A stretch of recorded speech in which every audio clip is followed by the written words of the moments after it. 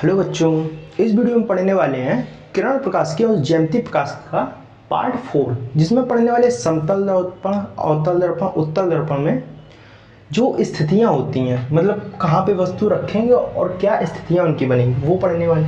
पहले देखते हैं समतल दर्पण। समतल दर्पण। अब ये समतल दर्पण क्या होता है?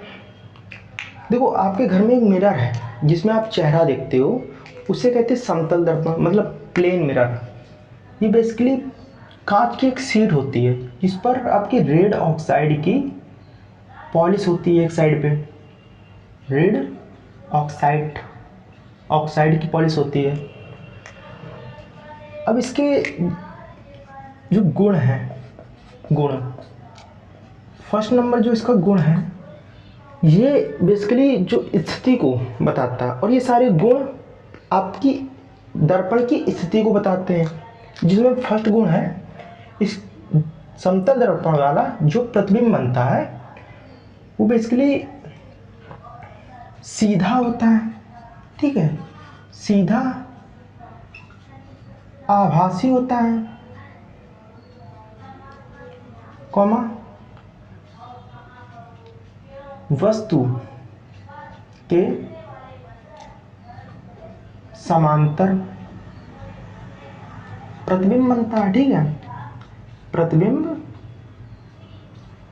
बनता है। ठीक है, अब देखो, सीधा आभासी और वस्तु के समांतर का मतलब क्या है? सीधा मतलब क्या है? अगर आपके घर में दीवान होगा तो आप दीवान में अगर सामने खड़े होते हो तो आपका लेग की जगह लेग होता है और हेड की जगह हेड होता है। इसका मतलब क्या होता है कि हमारा प्रतिबिंब उसके सामने सीधा बनता है, और उल्टा के क्या हो जाएगा कि जो हेड है, हेड की जगह प्रतिबिंब में लेग दिखाई दे, मतलब पैरों को दिखा दे, तो वो हमारा उल्टा हो जाएगा। अब आभासी का मतलब क्या है? अगर आपने देखा होगा, दीवान के सामने आप खड़े हो या शीशा को या आपके सामने उसके सामने खड़े हो, अगर शीशे के सामने आप लेफ्ट हैंड उठाते हो, ठीक है, तो आपका जो इधर का वो राइट हैंड था, यहाँ से आपको लेफ्ट हैंड उठता हुआ दिखाई देगा, मतलब सेम साइड का उठता हुआ दिखाई देता, बट वो जो अंदर का इमेज का हैंड होता है वो लेफ्ट होता है। इसका मतलब क्या होगा कि वो जो अपनी इमेज बना रहा है वो बेसिकली आभासी बना रहा है। ठीक है, और वस्तु के समांतर मैंने क्यों बोला कि अगर आप दीवान के सामने खड़े हो तो आप जितने बड़े हो उतना बड़ा ही आपका प्रतिबिंब बनेगा। ऐसा नहीं होगा कि आपका उससे भी बड़ा प्रतिबिंब बन जाए, तो ऐसा नहीं होगा। ठीक है, अब इसका सेकंड नंबर पॉइंट देखेंगे, इसी पर ये बेस्ड पॉइंट है। जो आपका प्रतिबिंब बनता है, मैंने अभी बताया था कि आभासी कैसे बनता है, लेफ्ट सिरा राइट में और राइट सिरा लेफ्ट में दिखाई देता है। तो लिखेंगे वस्तु का दर्पण में क्या दायां जो सिरा होता है बाईं ओर, दायां सिरा बाईं ओर और बायां सिरा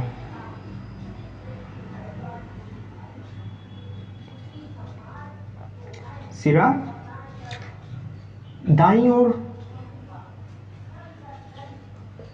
दिखाई देता है।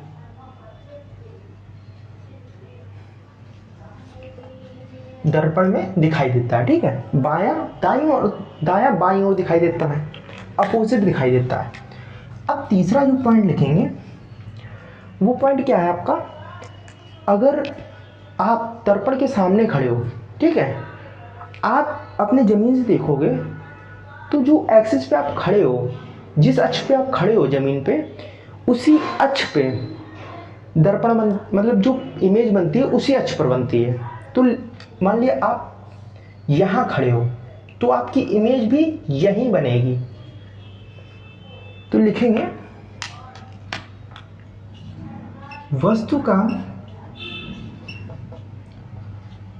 प्रतिबिंब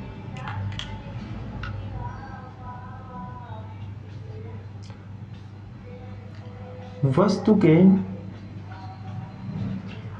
अक्ष पर बनता है।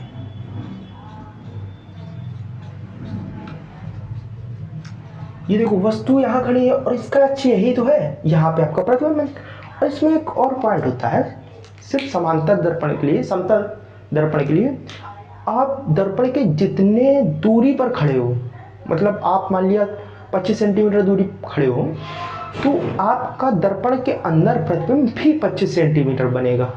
और जैसे जैसे आप दर्पण के पीछे जाते जाओगे उतना प्रतिबिंब भी आपका दर्पण में पीछे आता जाएगा। इसका मतलब क्या है? इसका मतलब आप जैसे यहाँ खड़े हो तो दर्पण में प्रतिबिंब भी आपका x दूरी पर आप खड़े हो तो दर्पण में प्रतिबिंब भी x। जैसे जैसे आप पीछे जाओगे तो जब जो आपकी इमेज है उतना ही पीछे जाएगी। ठीक है, ये पॉइंट है चौथा। चौथा पॉइंट क्या लिखेंगे? वस्तु का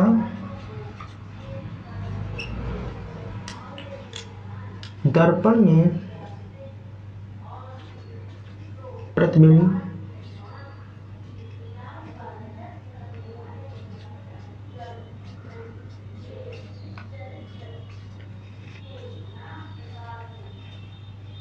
वस्तु से,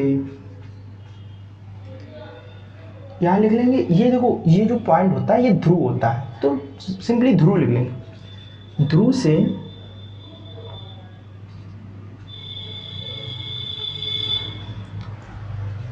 वस्तु की दूरी के समांतर होता है, दूरी के समांतर होता है। दूरी के समांतर क्या होता है? प्रतिबिंब। अब आगे देखते हैं अवतल दर्पण तथा उत्तल दर्पण देखेंगे। पहले अवतल दर्पण देखेंगे। अवतल दर्पण में वस्तु की स्थिति तथा प्रतिबिंब कहाँ पर बनता है वो देखते हैं। ठीक है,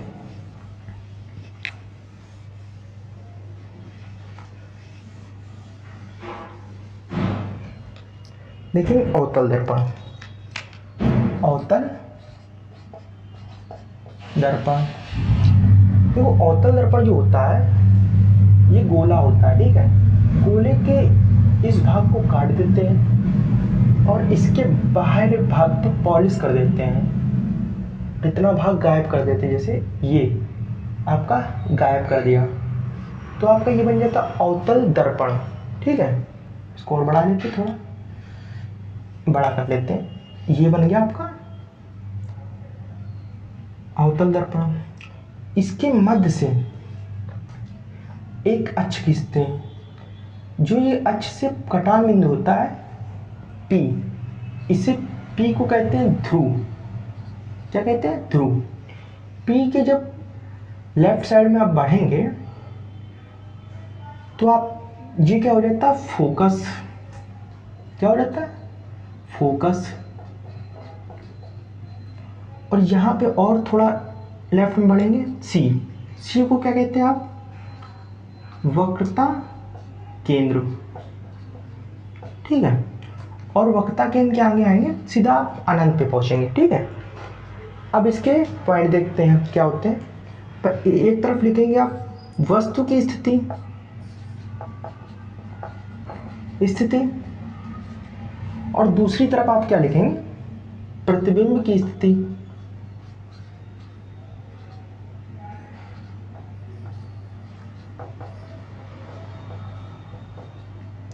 ये आप पढ़ने के बाद मैं इसकी एक टिप बताऊंगा आपको याद करने की। ठीक है, इसमें 6 पॉइंट होते हैं, 1 2, चलो नंबर से लिखते हैं।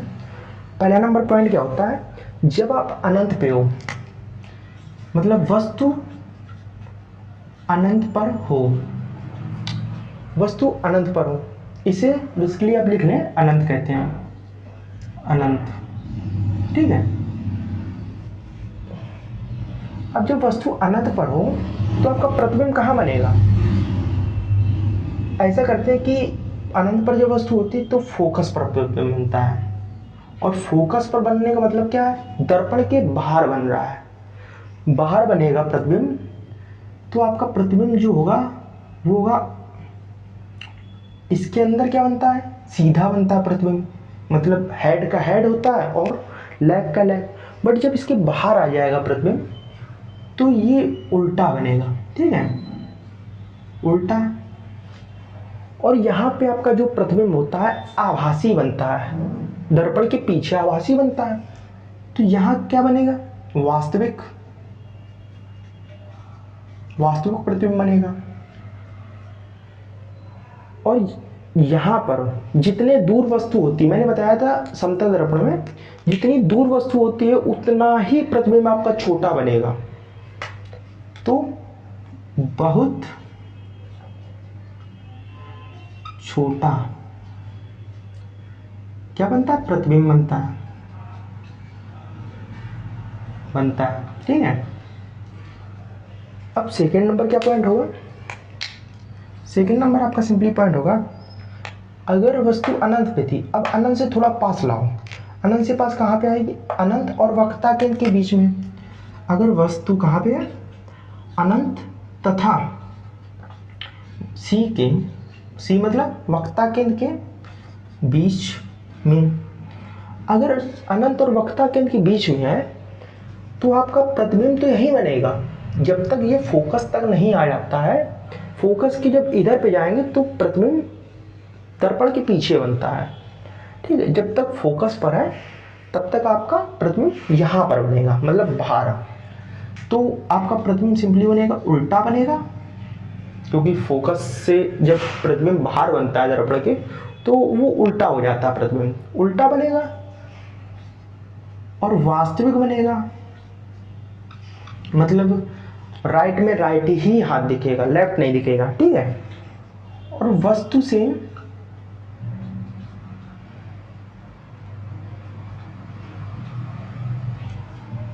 छोटा बनेगा, छोटा, ये वस्तु से बहुत छोटा था और ये छोटा प्रतिबिंब बनेगा।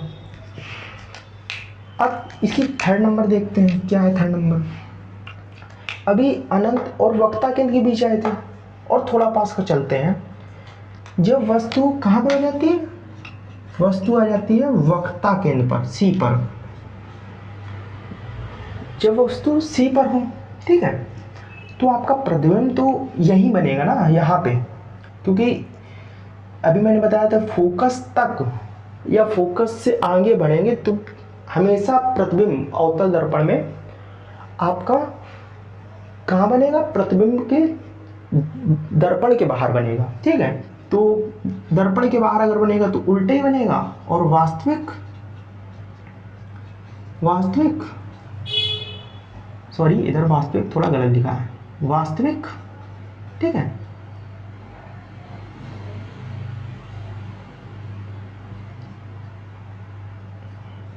वास्तविक, ठीक है, वास्तविक तथा अभी बहुत छोटा बना, फिर छोटा बना, अब बराबर बन जाएगा, क्योंकि वक्रता केंद्र पर जब कोई वस्तु का प्रतिबिंब बनता है तो वो बराबर बनता है।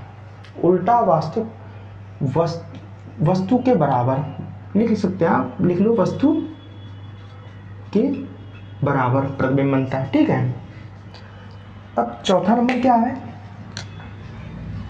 चौथा नंबर आप लिखेंगे कि वक्रता केंद्र पर अभी आए थे, अब वक्रता केंद्र के और पहले चलते हैं।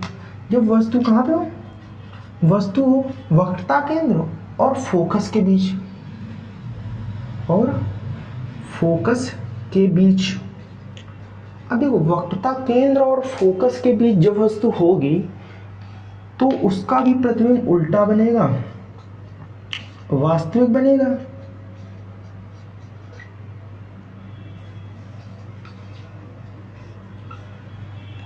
और वस्तु से अब पहले बराबर बना था, अब बड़ा बन जाएगा, ठीक है, क्योंकि वस्तु जो है पास आ रही, धीरे धीरे बड़ा हो जाएगा। अभी देखो 5 नंबर क्या है, अब देखो वस्तु वक्रता केंद्र और फोकस के बीच थी, अब फोकस पर आ जाएगी। जब वस्तु कहाँ पे हो, फोकस पर हो। अब जब वस्तु फोकस पर होगी तो प्रतिबिंब कहाँ आपका बनेगा, प्रतिबिंब आपका पहली बात तो उल्टा बनेगा, उल्टा बनेगा, वास्तविक बनेगा, वास्तविक बनेगा, और कैसा बनेगा, वस्तु से बहुत बड़ा। ठीक है, वस्तु से बहुत बड़ा बनेगा।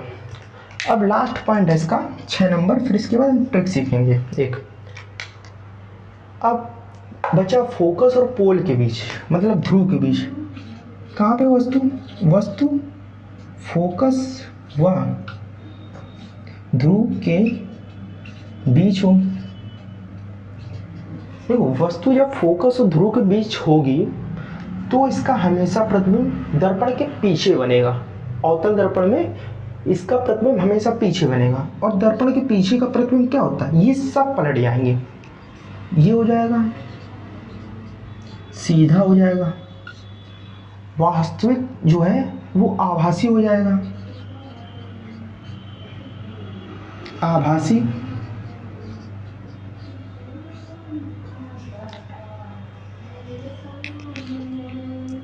और दर्पण के पीछे,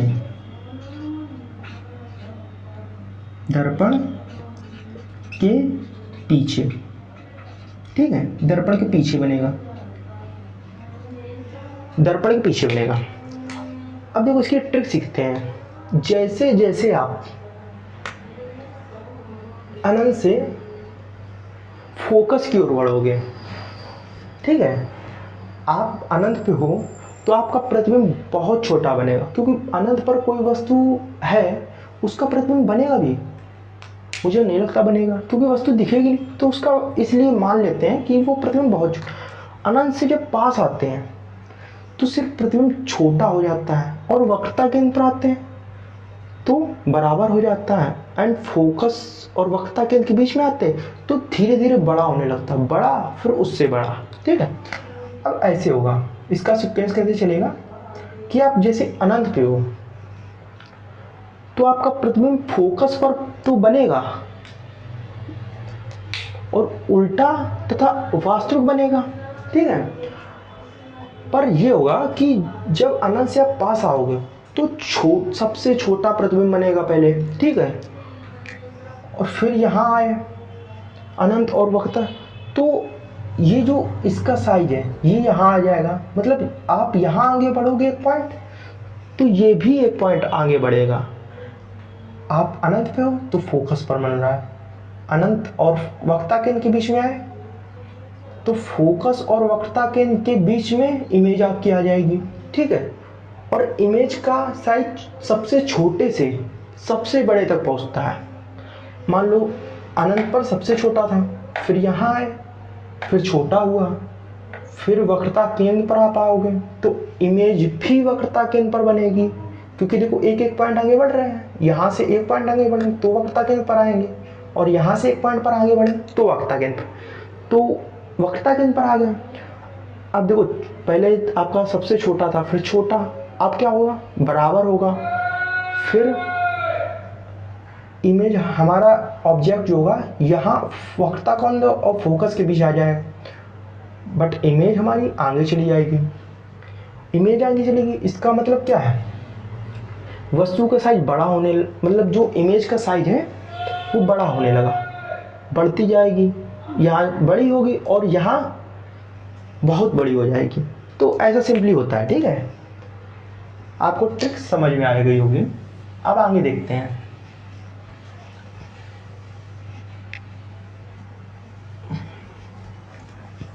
आप देखेंगे उत्तल दर्पण। उत्तल दर्पण जो होता है आपका वो अपोजिट होता है अवतल दर्पण के, बट जो फोकस दूरी होती है, ध्रुव होता है और वक्रता केंद्र होता है, अनंत होता है, वो सेम होता है। ठीक है, अब देखो डायग्राम बनाते हैं, लिखेंगे उत्तल दर्पण।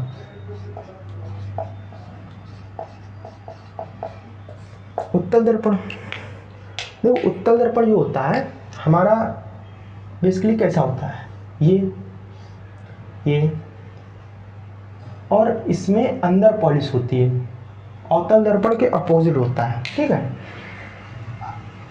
अब देखो इसको बनाते हैं, और इसको एक ट्रिक मैं बताता हूँ कैसे आप याद रखोगे। एक को याद रखो, दूसरा तो अपने आप याद हो जाएगा। अपोजिट है, उत्तल मतलब उठा हुआ, ठीक है,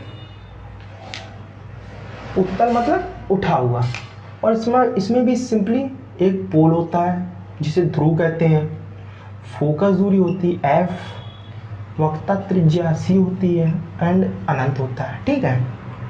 अब इसमें सिर्फ एक ही पॉइंट आपको याद रखना है, जो होता है अगर इस पर स्टार्ट मान लो, अगर वस्तु अनंत पर हो, सिर्फ एक ही पॉइंट होता है, अगर वस्तु अनंत पर हो तो आपका जो प्रतिबिंब बनेगा फोकस पर बनेगा।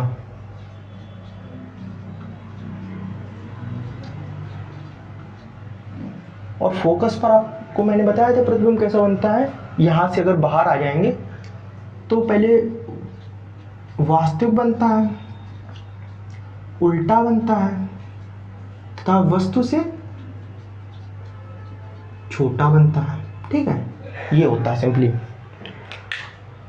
अब वाक्य देखो, वाक्य क्या होता है आपका, अगर आप अनंत से थोड़ा कहीं और भी चले गए, अनंत और वक्रता केंद्र के बीच आ गए, वक्रता केंद्र और फोकस के बीच, फोकस और ध्रुव के बीच आ गए, तो आपका प्रतिबिंब जो होता है हमेशा उत्तल दर्पण में ऐसा होता है, ये नहीं उत्तल दर्पण में, सिर्फ उत्तल दर्पण में। तो प्रतिबिंब जो होता है हमारा दर्पण के पीछे बनता है, दर्पण के पीछे। अनंत को लेकिन छोड़कर सारे प्रतिबिंब